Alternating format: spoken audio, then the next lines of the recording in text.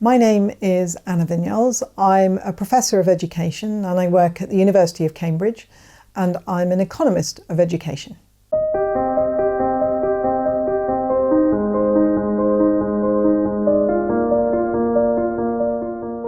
Welcome to my exp.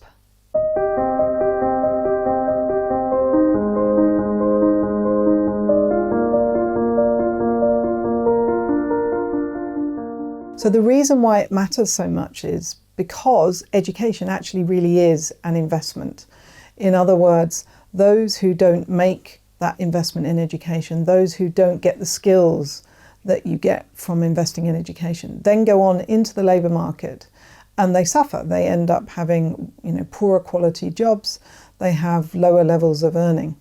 And because, for example, you're more likely to be in employment if you have higher levels of education, the reverse is also the case, which is that if you haven't invested in education, you are more likely to be unemployed. Being unemployed is associated with a whole range of poor outcomes, ranging from poor well-being right through to poor physical health. So on the face of it, this is much more important, or goes beyond just being about education inequalities.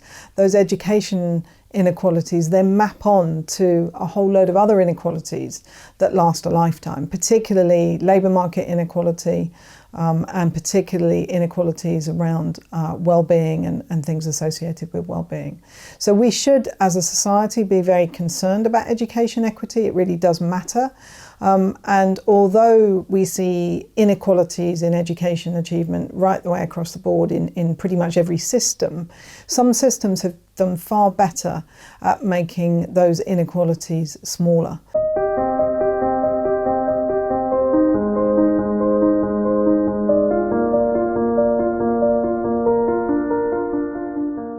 So we need to be very careful when we're thinking about education inequalities. There are two types of inequality that we worry about. So the first is simply the difference in achievement levels that you see in the system. So for example, if you have an education system where the top 20% are doing really well, have high levels of skill, etc., but then 80% of the population are illiterate, that's obviously one form of inequality. And that's a form of inequality that we see a lot of, for example, in lower income countries, where you've got large numbers of children, and particularly young girls, who may not even be accessing school, or if they're accessing school, they're not accessing high quality schooling.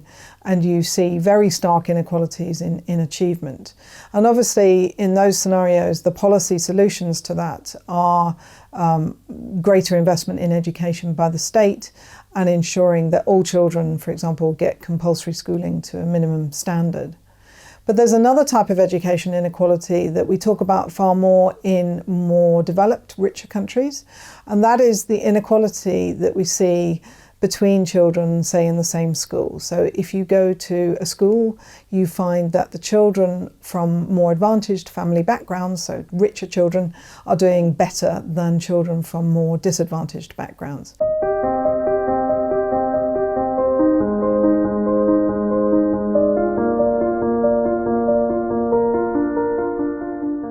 What we're seeing is that even in rich countries with reasonably well-funded education systems, and where everybody gets access to compulsory schooling, you still end up with these inequalities that are highly related to the social background of the pupil. And in those countries, what's also evident is that the more unequal your society, for example, the more unequal your labour market, the more unequal your earnings, then on average, the more unequal your education achievement is. So the two go together. And I think that's something that's also sometimes lost in the debate, that it's quite hard to have a school system in which everybody comes out successfully with the same level of skill if going into that school system, you have children who have experienced wildly different family backgrounds, wildly different childhood experiences.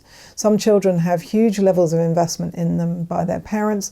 Others are struggling with, parents who are stressed, working long hours in very constrained spaces and with very limited resources to put into their children's schooling. So it's very hard in that scenario where we've got very big inequalities in the wider society for the school system to sort of magically narrow those gaps and end up with a situation where all children have the same level of achievement when they leave the school system.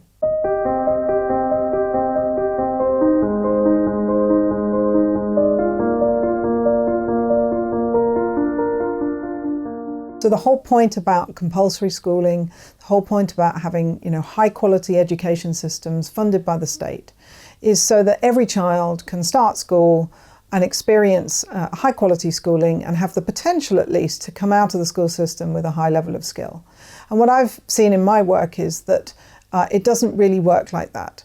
So children start school with a big difference in their level of achievement, if you want to call it that, however early you measure it. Their levels of skill when they start school are very different if they come from different family backgrounds. So from birth, indeed from just before birth, the family environment is impacting on children. And so what the aim of the state really has to be is to sort of compensate for the fact that some children have a lot of disadvantage in their families and they're experiencing very different childhoods, very different schooling experiences from their richer counterparts. So it's not enough to just provide compulsory schooling. It's probably not even enough to provide high quality compulsory schooling. What the state needs to really think about is targeted spending, where the state is deliberately spending more on children who are likely to be otherwise at a disadvantage. So in other words, you target your funding, you spend more on children living in deprived areas, you spend more on children coming from families with low income and social deprivation.